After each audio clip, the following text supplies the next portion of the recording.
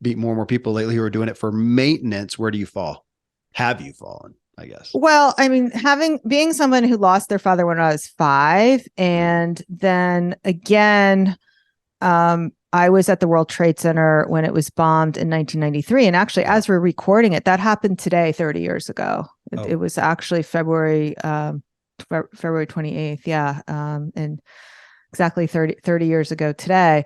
Wow. So those are like the makings of some PTSD. And there's certain things that happen that will trigger me where I won't expect it to trigger me. So maybe I'll go to somebody's wedding and the father of the bride gives a very moving speech, and then I'll just be broken up because I didn't have that.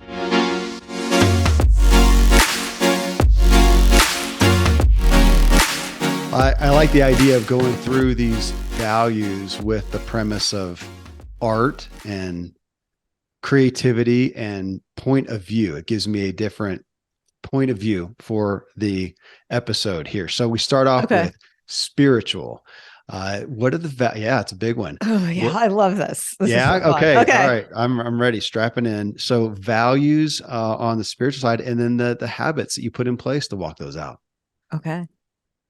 It's all you. Oh, wait. So wait, I'm supposed to talk. I thought you were giving me like the preview.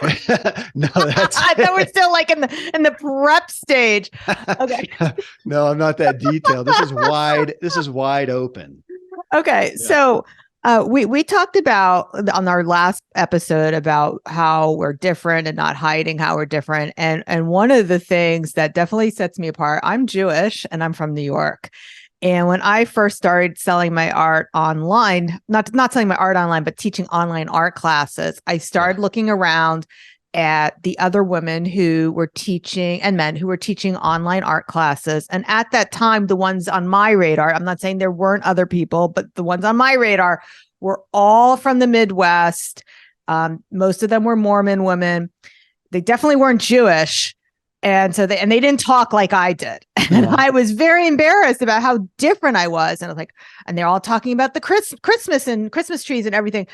And so back then I did hide who I was. I was worried about alienating my audience. That was then. That was then Miriam. Current Miriam is no longer afraid to stand out.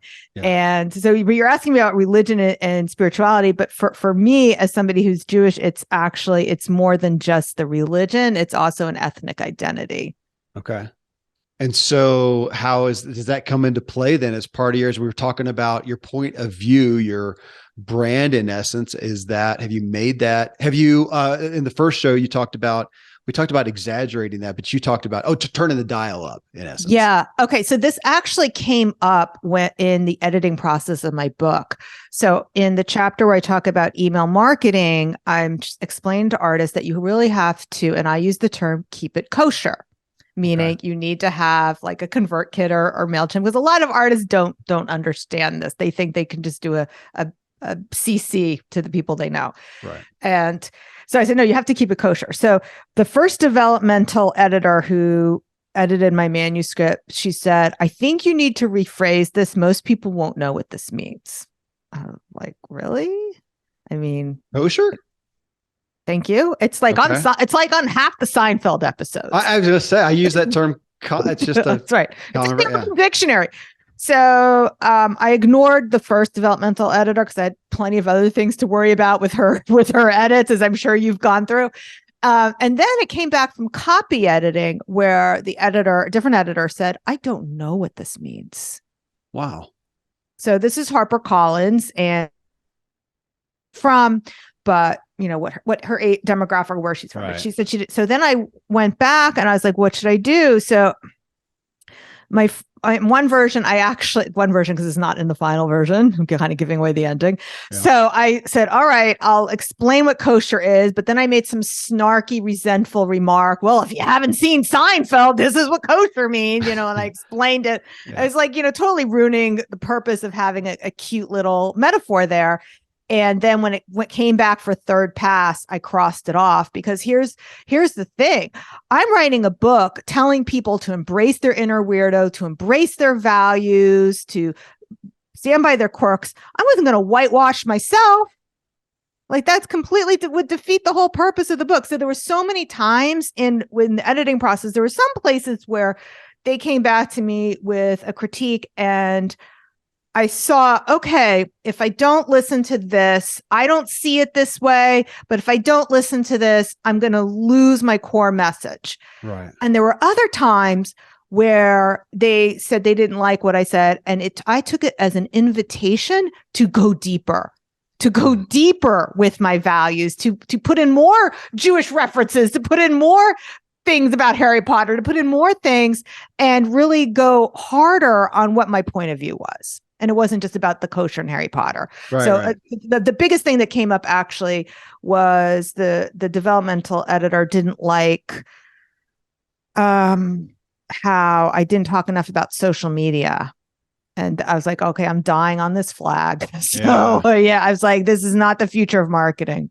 Yeah. So you want to bring this back to spirituality and religion though, right? We can if there's if there's more there. Yeah, you're talking about values. That's the heart of it. I mean, really, if you're talking about religion now, a lot of this, a lot of the exploratory work I've been doing on Kabbalah, which is this very old spiritual form of Judaism, happened after I wrote the book. Maybe it'll show up in my next book. Okay. But the whole idea of man is created in God's image, what really that is meant in the Kabbalah tradition is that we are co-creators with the divine on this world. So in terms of our creativity, we are co-creators with a divine force. Now, a lot of artists, writers will tell you that they don't feel like it came from them. Like Bob Dylan feels like his poetry is written by ghosts. It's like he's a channel for it. So that is the feeling sometimes of being an artist. It doesn't come from you. It comes from channeling something other than yourself. And that's why a lot of artists either have imposter syndrome with what they do, and many musicians who, they're on stage and they're channeling this divine and they're on this high. And when they come off the stage, they want to recapture that. And when they're not performing, and that's why they turn to drugs, because they're trying to recapture that high that they had. Okay, what's interesting to me, Miriam? So I like words, and just playing around before this show with the word art. Couple quick definitions: the expression or application of human creative skill and imagination. Another one: something that is created with imagination and skill, that is beautiful or that expresses important ideas or feelings. It got me into thinking also about the term of flow. So I've been, I had Stephen Kotler on the show, I don't know, a year ago or so, and he's well known for flow. Of course, the original guy, doggone, I can never remember. It's like Mahaley. I can't remember his last name, but they're very flow. Hard to pronounce. That's what everybody says. Yeah. Right. The flow guy. Or something. Right. Exactly. Yeah. Thank you. That we're talking about that. And when you talk about, what you just did there with spirituality, and sometimes with our greatest art, our greatest expression of point of view of self, our creativity, that's where I find, man, that is flow. I can actually find that here often, just having a conversation about a topic that I'm interested in, that it's just flow. And a lot of times I'll be sitting here and I'm looking at you and I'm thinking about something, but then you stop talking and I just come out with something that wasn't pre-planned, and I'm kind of listening and watching myself talk. Now, I've put in my hours. There's a level of mastery, I think, but it is that aspect of creativity and feeling like, yeah, it seems like more than me. I appreciate you pulling that out, more than me. Yeah. And I think sometimes I do my best work when I'm in conversation with somebody else, because I do feel creativity thrives when there's a collaboration. And that is one of the reasons why I wanted to do that traditionally published book. I knew the book was going to be better because of the collaboration aspect. You're talking about, real quick, just the study of that you have been of these aspects. Is that something that you set aside, and every day I'm going to make a deposit on that? Or is it just something that as it comes, you delve into? Just from My a spirituality, are we talking about? just from a habitual standpoint. Yeah. So my husband and I, we do belong to a synagogue. We go probably every other weekend because we do have a weekend home in the country. And that's my husband's spirituality, is really getting into nature. Amen. He grew up on a farm. He likes to Yeah. ride his tractor. That is so important to him. So yeah, we're country mouse and city mouse right here. So this couple. So, I love but it. I love going to synagogue because, our service is in Hebrew, which I don't speak or read because I didn't have that education. But it takes me out of myself. I don't look at my phone for the time that we're there, and it really just kind of, it's meditation. Yeah. So I do have that as a regular practice. The other way that I feel closer to the divine or to God or whatever you want to call it is by doing what in my religion we call mitzvot, which translates to good deeds. So how does that turn out? It's I am doing God's work when I am being charitable. Mm.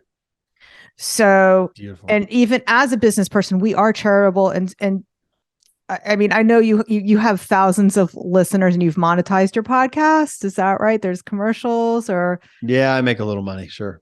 Okay. But your listeners are getting it for free. Mm-hmm.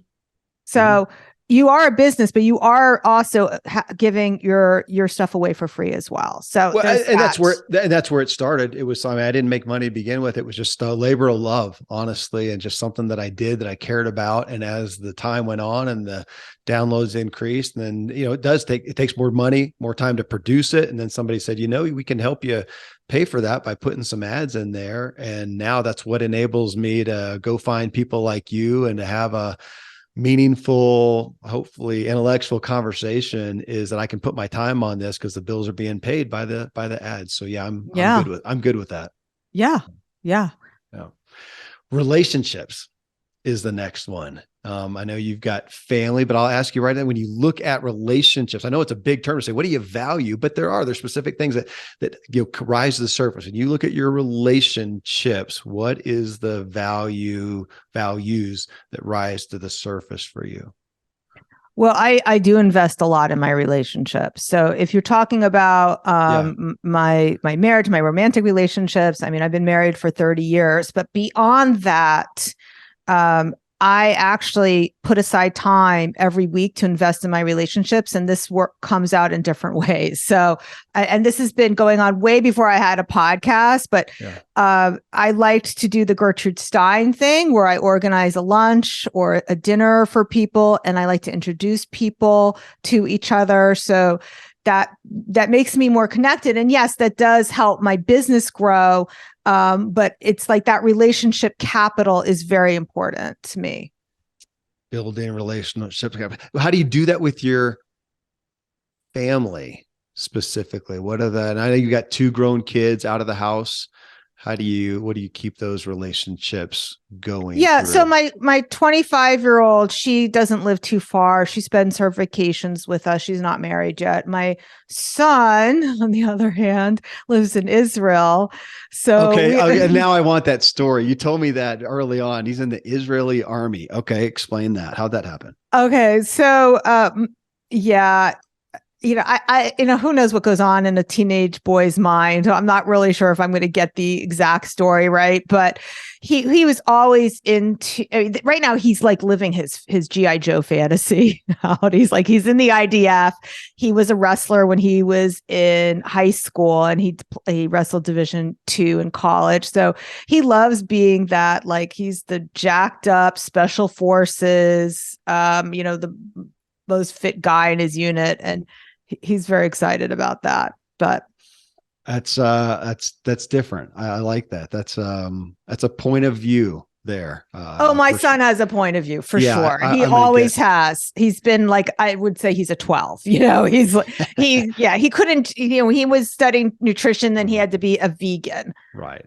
And now he's like really into Judaism. So he's like Orthodox. So he takes everything. He couldn't just be in the army. He had to be in the special forces. Well, that you have to try out for, but still, like, that was his goal.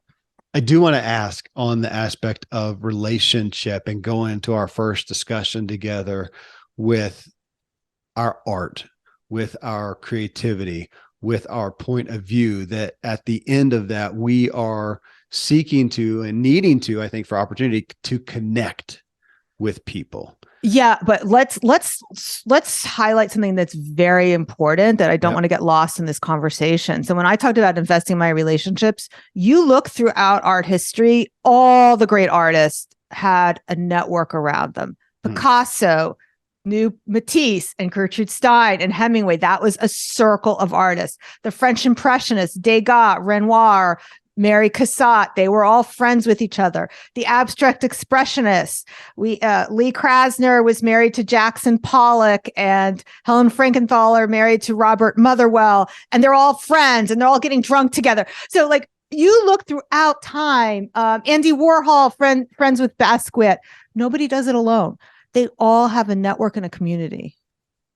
It reminds me of, on the writing side, of course, that's more my world, of Tolkien and Lewis. They had the Inklings. We did a show on them, or on that concept and what they did to come together and help each other in relationship, investing in, as you've used that word in this topic a bunch, investing. They invested in each other. It wasn't that they went into a cave by themselves to create this work and then come out, like you said in the Disney reference, with the adult, beautiful, perfect specimen. There was a lot of molding and formation amongst that with other people. There was a collaboration. That's right. They read each other's work. Yeah. Yeah. Health and wellness is the next one. And okay. Yeah. So very important to me. So my mother was a dancer. So we've always had that. She was a modern dancer, and she learned to dance with Merce Cunningham and Martha Graham and did all that. And she definitely gave those values to us. And I already told you my son was a wrestler. I was definitely fitter when he was living at home and trying to make weight. I don't know if you know anything about wrestling, but like they have to be a certain weight. So like there was none of this extra stuff in the house. And what was funny, Kevin, is that I was preparing a coaching call for my artist incubator members for tonight on time management. And in that slide deck, and this is a slide deck I wrote like several years ago, and I always go through it. What do I want to change? And in that slide deck was my schedule, the schedule I have. And can I tell you that 4 years later, it's the same schedule. I still exercise every day at 8:30. Wow. What do you do? That's a good question. So I no longer pick I like to do boutique exercise. Recently I joined a gym, but I like to do either a form of Pilates on what's called a mega former. It's like a I don't know if it's resistance exercise. What's it called? Functional exercise. Okay. That's the name. That's the word I'm looking for. I like to do that. I like to work with weights. I sometimes like to do spinning. Yeah, but it's like that keeps me focused. Is exercise. I cannot have a day of work without doing that first. And it's no longer about like who, with any of these exercise places, when you like to do classes, it's who's the best instructor. I can't do that. It has to be what's the time that works for me in my schedule, because I need that exercise like at 8 or 8:30. That's when I need to exercise to set me up for success for the rest of the day. That was my question, because you said I cannot do a day of work without it. And I was going to say, finish the sentence, because what? Because I'm hunting for creativity, for the juices flowing. Is that what we're talking about here? Yeah, I absolutely need to get all that energy, that nervous energy out of my body before I can do contemplative work. Yeah. Whether that is painting, writing, writing for the book, writing an email, whatever it is. If I'm doing something that's introspective, that takes a lot of my brain power, I need to burn off all that extra energy. When do you on average, have your most creative time during the day? Well, it's not so much about the most creative time. Like I would love to say that it's in the morning, because there is research that says our willpower is better, our decision-making is better. But the main thing is the amount of time that I spend in what I call genius hours. It's never more than 4. So I only Okay. have basically 4 hours of genius time available to me. So I try not to burn that off doing mundane stuff. That's the stuff that I have to outsource or give to somebody else. But it's a 4 hours, maybe it's 2 and 2. So it's not a perfect setup, but I try to do it before. I'm not going to do Yeah. it at night. That's for sure. Yeah, that's what I was fishing for, because I know I have everybody on here and everybody, talks about the morning time and creativity. And I have stuff I got to, like you said, I kind of got to burn off the busy stuff, the stuff in That's my right. head, That's the right. And whatever. and sometimes that nervous energy, it does show up in the way of, let me get my team organized like Yeah. that. And once I've cleaned that dust off, then I can sit down and work. Yeah.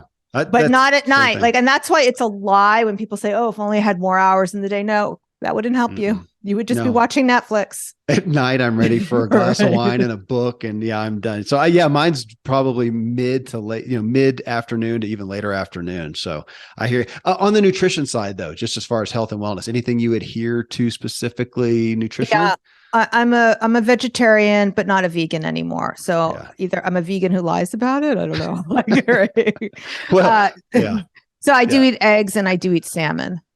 Oh, we're doing coho tonight. Fresh, yeah, coho tonight. It's interesting. Yeah, vegetarian. I did vegan as well, and now we're back to spirituality. It was like a stout religion. That's hard to do. I appreciate it, but hard to do. All right, vegetarian. Mind, mental health, that's the next one. And I really look at mental state here, so let's go with value again, that when you look at Miriam and where you are, that you're going to think, okay, here's the mental state, mental capacity that I value. What is it?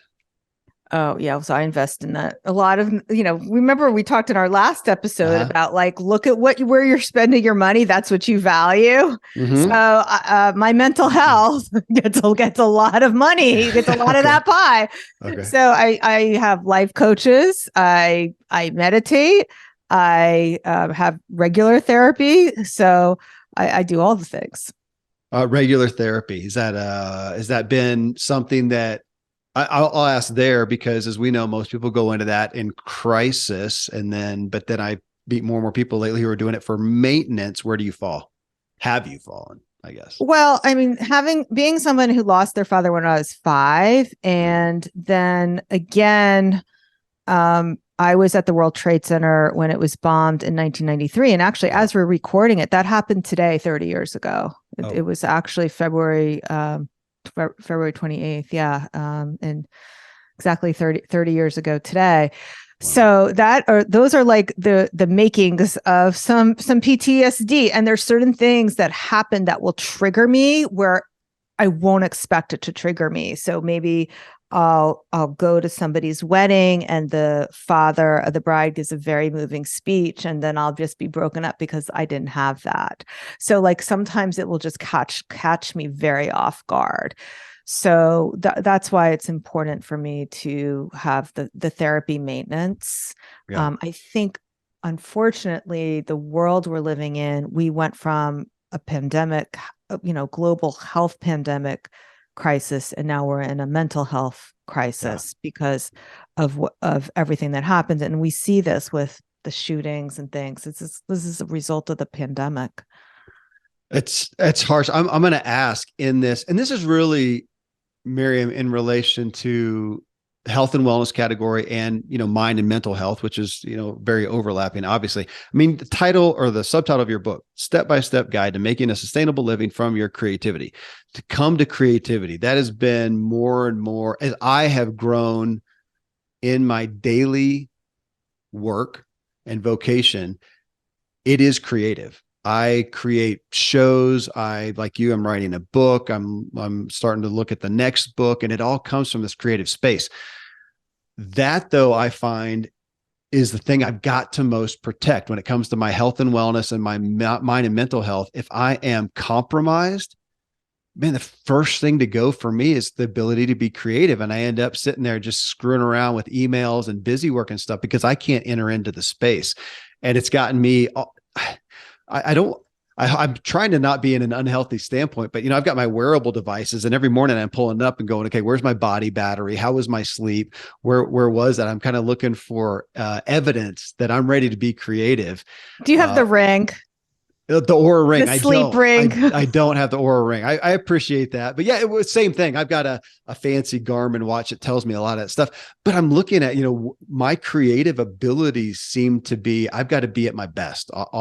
Ultimately. Yeah. Well, this is what happened in 2020 is that a lot of artists really beat themselves up because all of a sudden they had all this time and they weren't being creative because all the things that they used to fill their creative well disappeared. I mean, I shared in the last episode how I struggled to create realistic portraits. I didn't want to paint something that was real. I didn't want to do that. So a lot of artists, they had all this extra time, but their creative wells were completely dry. Hmm. And you want me to do a Disney reference again? I have Please, yeah, one. no, do I it, do have it. one. It's a So good story. in Moana, there's that whole restoring the heart of the island, and so Okay. I talked about it as that is exactly what it feels like for someone who, whether you're an artist or a creative person or you're a business person, when you're burnt out and you've lost your artist heart. So the island who didn't have her heart anymore turned into the lava monster. That's what burnout looks like, the lava monster. Hmm. And she couldn't create trees and grass and flowers. Her creativity couldn't flourish because she had lost her artist heart. So it's very important for people to recognize in 2020, yes, we had all this extra time, but we didn't have extra creativity and we did get burnt out. It did take a toll on us. So there's been a recovery since then of really refilling that creative well. That's interesting. Yeah, to look at the creativity, and it makes me think of like writer's block, which I don't want to minimize that. I have not necessarily experienced that, but I also spend so much time, one, pursuing the things that inspire me, which I think is what you're talking about. You said to fill those creative wells, to filling those, and just of body, mind, and spirit, making sure that I am there. And like, the old stories that I don't know if they're all necessarily true, but of the writers who are drunk half the time and whatever. Some of that was been dispelled, like with Hemingway. It was what was the quote attributed to him that was later dispelled? It was something like write drunk, edit sober. And apparently he drank plenty, but he wrote sober. And taking care of ourselves, body, mind, and spirit, and pursuing inspiration to fuel the creativity. I feel like sometimes we miss that and just say, man, I'm just in a funk. I think they're generally, is that, again, I want to be Yeah. fair and compassionate, but we can do some things to fuel that. Yeah, well, like you said, you take your bike ride in the morning and you're out in Yeah. nature. I mean, I said I need to do that as well. Whenever I'm not feeling quite right, I go walk outside. And yeah, I live in New York City, but there's a Riverside Park is not that far from me, so I can see the river and I can see some trees. I sometimes call it the rat safari, but that's a whole nother story. So Whatever inspires you. right, but yeah, it's really important. So you take care of your body and you take care of your mind and you make sure you refill that creative well. Yeah. Work, career, business, that's next. So we're talking about our vocation. That's a big focus of, I mean, that's where you have a big leadership role there. But when you look at that just for yourself right now as things, and you've talked about you talk about in your book, of your own story of fruition of your work and of evolving in your work. And even today, now all of a sudden you're an author, and that's going to open up other opportunities. So as you're kind of weighing and looking to balance out your life, tell me about the value that comes to the surface for your work right now. That's such a great question because so many people would look at what I did and maybe they wouldn't see me as a successful artist because I'm not in a museum or I'm not in important collections. But as far as I measure success, it has always been to me about legacy. So this is part of, we're always shaped by everything that's happened to us. I said I lost my father when I was 5 years old. So I always had this mortality motivation and I wanted to leave a legacy behind because of this really sense of my own mortality.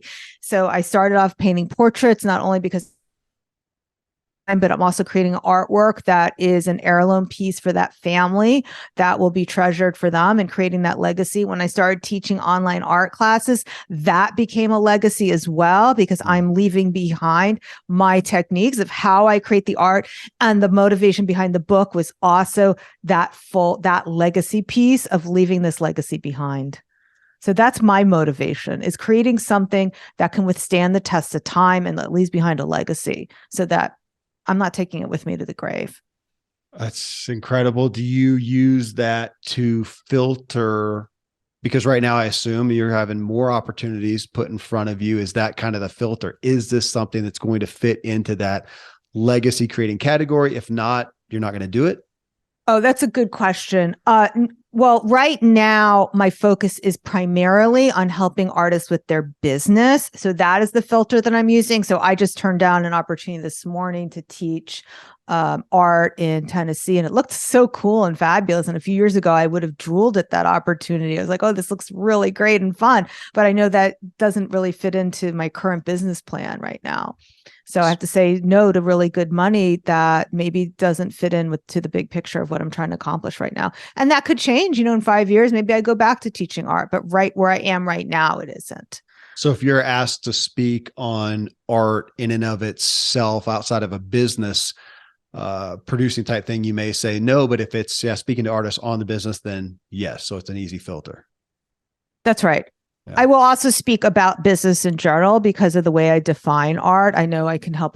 It's where I feel I can be the most help right now and leave the biggest impact on people. Yeah. I'd like to hear continually more from you on what we talked about in the first episode too, of just the art and creativity opportunity in all business. I feel like we're missing that culturally, and there's never been more. I was to say more of a need, but more of an opportunity. Absolutely. I mean, if you are creative, you will very quickly stand out from everybody who's writing their content with ChatGPT. Yeah. There's the next book, The Antidote to ChatGPT. That's right. Creativity. There's your next book. Give me royalties on that one. All right. Money. Speaking of royalties, money, finances, wealth, possessions, even. Tell me about the values that you're holding up right now. Okay, so you can tell a lot of people about their values, about where they spend their money. We've already established that. Okay. Yep. So we invest our money into our homes.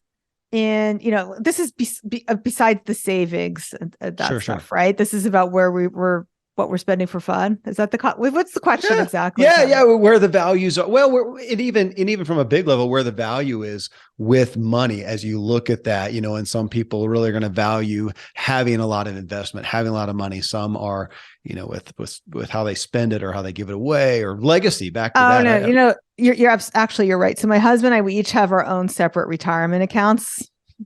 So my husband, it's a lot in cash and bonds. He's not a big risk taker. Yeah. Me, it's like 70% emerging markets. I mean, we're on a roller coaster over here because I don't know. Either I'm going to live to 120 and I'll make a lot of money, or I'll die tomorrow and none of it will matter. So it's like, I might as well take a risk with it.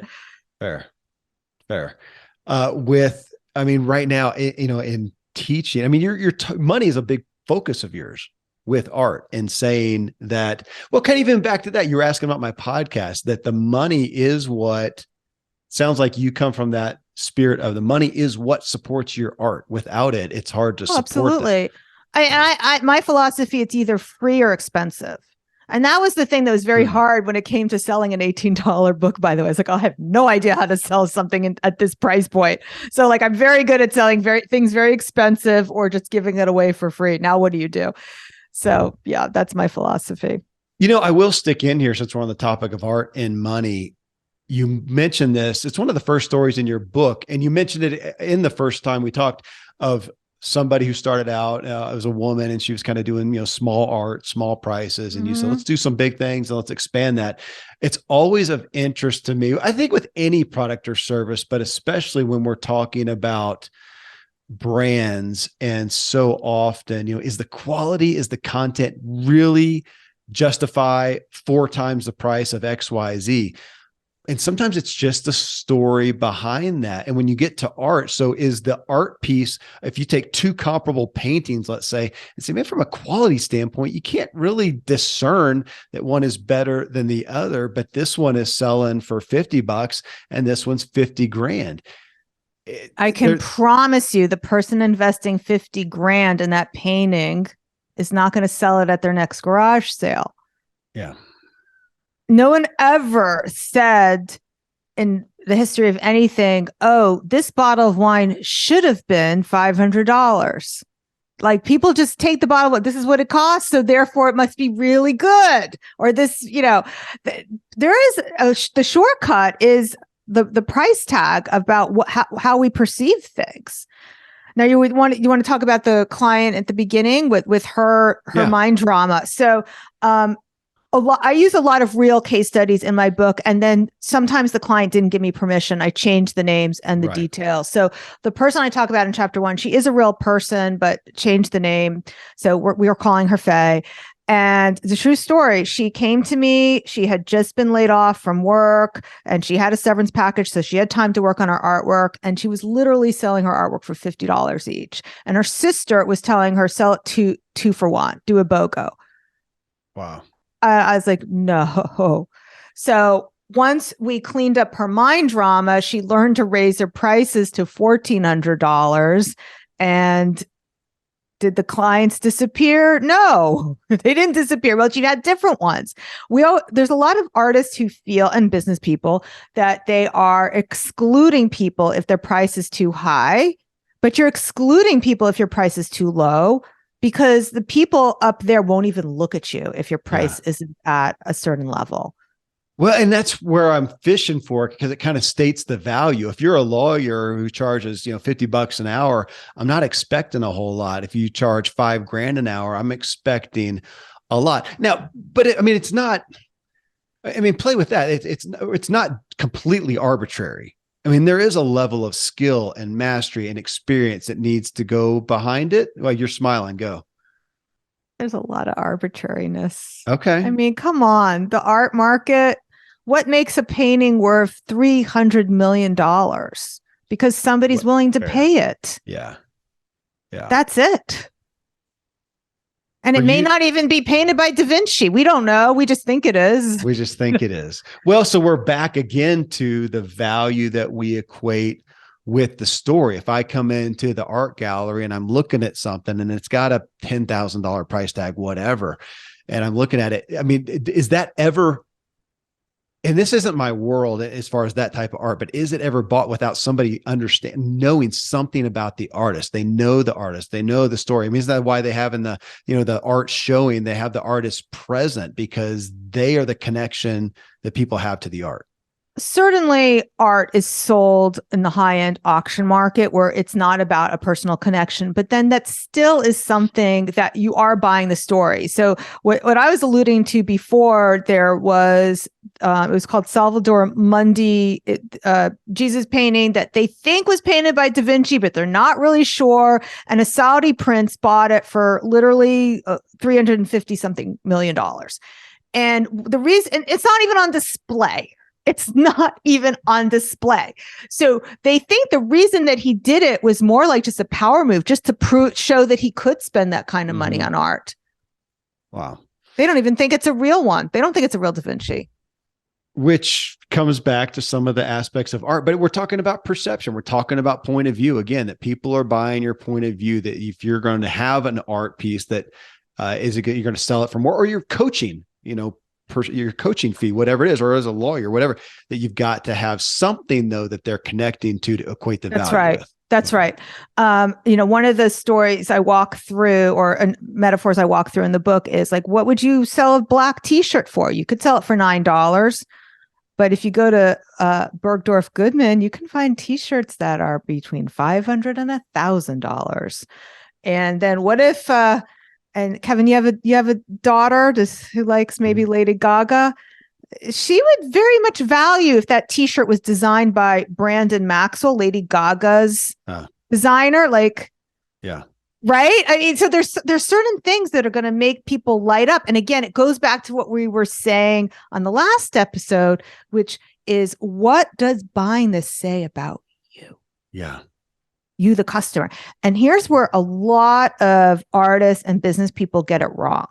They think that, Kevin, if I were to try to sell my painting behind me to you, an artist would think that you're trying to decide if my painting is worth $10,000. No, you're trying to decide, Kevin, if you're worth spending $10,000 to have that piece of art. That's what you're thinking about. Interesting. You're not thinking about me at all. That's it. Well, again, what does it imply about me? What does it say about you? That's the self-actualization piece. What does it say about you? I'm wearing a brand new jeans from Outerknown. So they advertised probably 3 years ago, something like that. I actually paid money for these. And that's Kelly Slater, famous surfboard guy, but they're known for being sustainable. That this supports people in a good work environment, sustainable stuff. That's what I paid $150 for the jeans for, because I have no idea if the quality is any better than the whatever they would be at the mall. They even have malls these days. I don't know, wherever you would walk in and buy.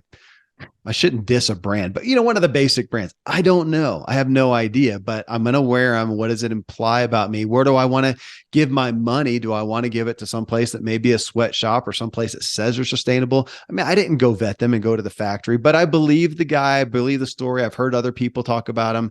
And so I'm wearing, I don't even know, maybe $150. That's a lot for jeans to me. Maybe that's not that big a deal in the marketplace, but I still bought a story. You did. I did. All right.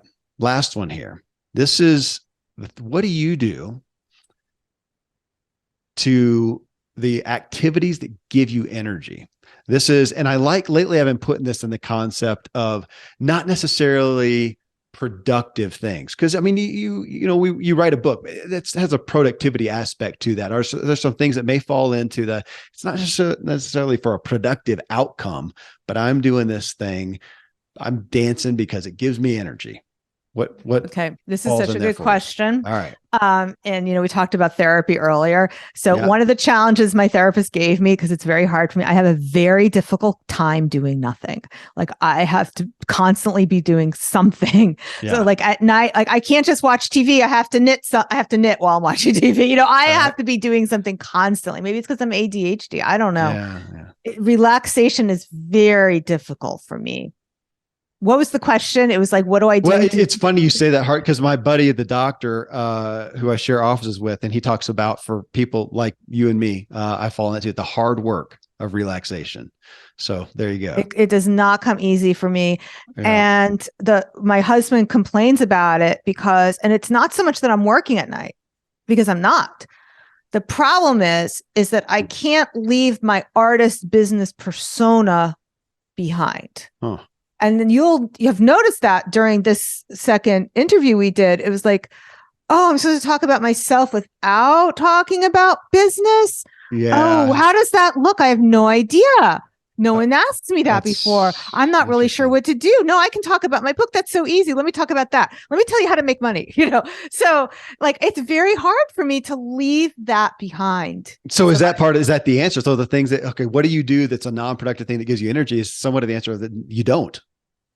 I guess so. I mean, that's what makes me seem very spectrumy, as your kids would say. Well, like I don't want to. I don't want to shut up. My spectrum is showing.